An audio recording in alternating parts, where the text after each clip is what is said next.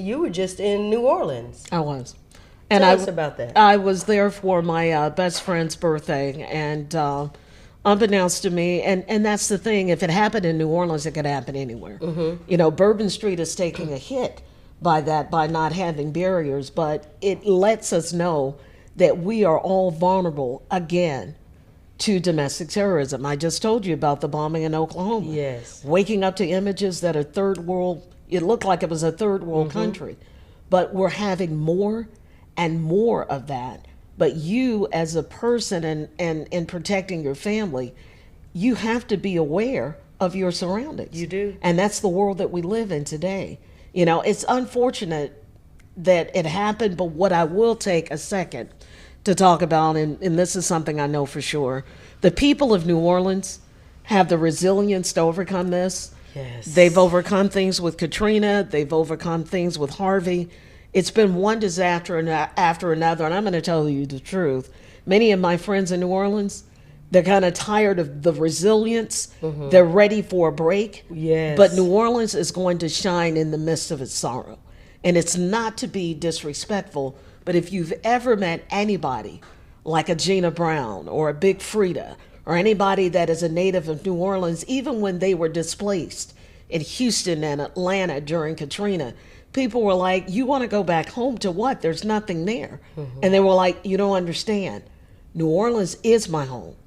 And New Orleans is a part of my culture. New Orleans is a part of my DNA. And when you think about a city like New Orleans, Louisiana, there's no other city in the world like New Orleans. Oh, no, it's very unique. Very unique. It has its own people, its own culture, its own language. So food, flavor, absolutely, flair. So who wouldn't want to migrate back to that? Right. But New Orleans will rise again. But we just have to be conscientious of keeping each other safe. The best, it's a slogan for some, but it's a way of life. If you see something, say something. And you have a moral obligation. Firefighters can't be everywhere all the time. Policemen can't be everywhere all the time.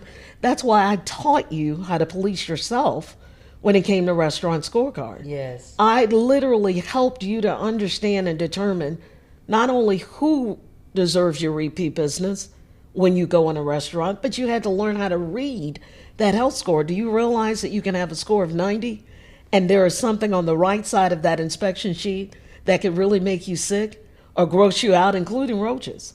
Lord, no. So because when you see 90, you be thinking, No, okay, I'm pulling up. No, ma'am. That's good. No, ma'am. No, ma'am. We No, got to ma'am, read that Pam. other side of the card. Absolutely. And I will say this, the Tennessee Valley was the very first region that worked with the station, Channel 48 and me, and actually putting health inspections in the drive-up.